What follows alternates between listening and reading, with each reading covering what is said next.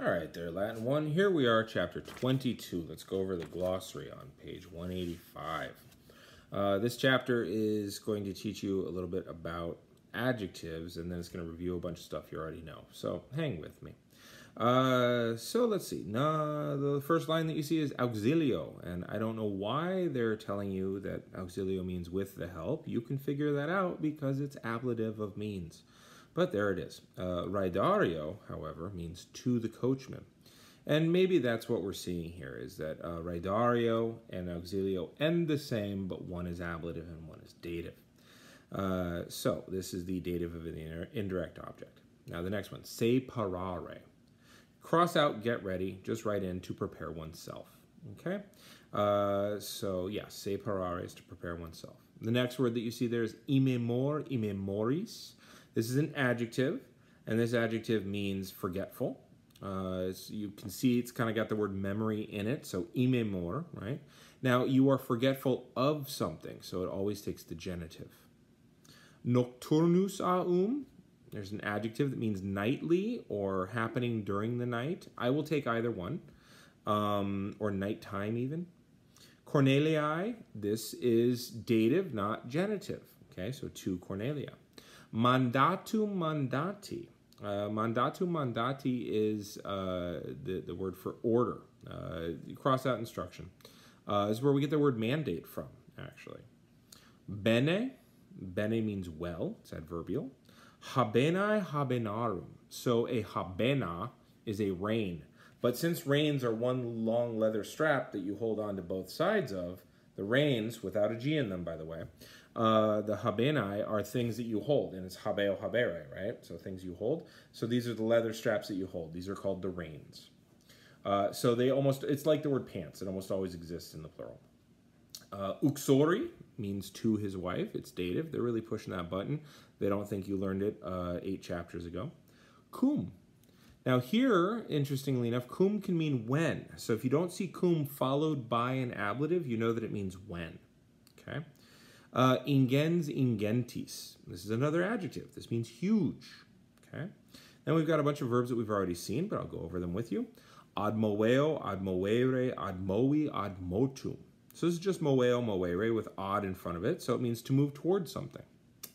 Let's see. Trado, tradera, tradidi, traditum.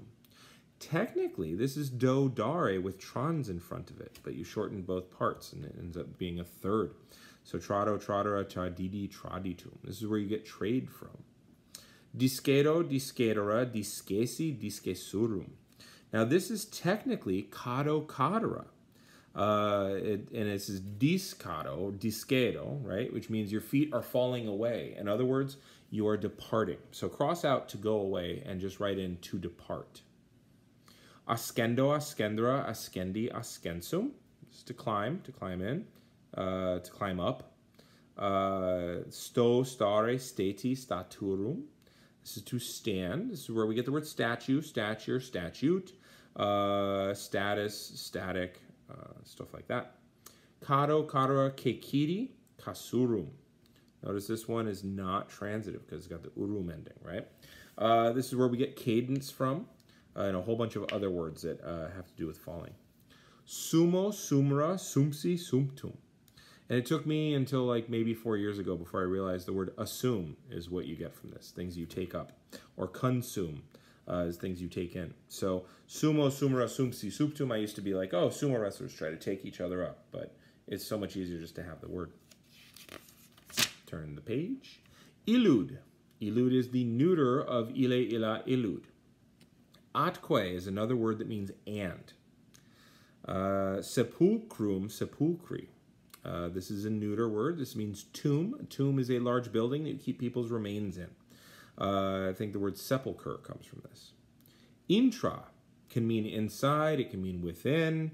It's a whole bunch of words that can mean. But intravenous, also known as an IV, which is something you put in your vein. Adveniemus, we will come. Here's a preview of the fact that you're going to learn the future tense soon.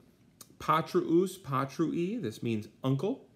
So patruus is like pater, but it's his brother. So this is paternal uncle, technically. There's another word for maternal uncle because the Romans were a patriarchy. Wester, westra, westrum. I think we covered this when we covered noster. But here you go, your, and cross out your and write in y'alls. Y apostrophe A-L-L apostrophe S. Videbimus, this is we will see, is the future of video. Excipiet, he will welcome, this is the future of excipio. And excipio, excipere, excapi, exceptum, it's right there. Is where we get exception, okay, or accept. And it's to receive or to welcome, to hold out from everything else. And then at the very bottom, you see kuyus there, right? There in the A exercise. So kuyus, which means whose. Cross out whose and write in of whom. Okay? And then I believe that's it for all the... Oh, actually, take a look at page 190. There's a couple more words there. Monstro, monstrare, monstravi, monstratum. It's where we get demonstrate from. Okay, this is to show someone. And then turn the page, and you see mercator, mercatoris. This is merchant. Mercado in Spanish. A Mercator projection is a certain kind of map. And so there you go. What I want you to do now is go ahead and read pages 189 to 190. I think that will help you for what's coming up. Also, copy down the charts on page 187 and 188. And read pages 193 to 195. The last bit of reading is just really interesting, but the charts are really helpful, 187 and 188, because it's just more of the dative and just more of seeing the whole paradigm. Okay? So copy those charts, read pages 193 to 195, and we'll call it good. All right, I'm going to hit the button.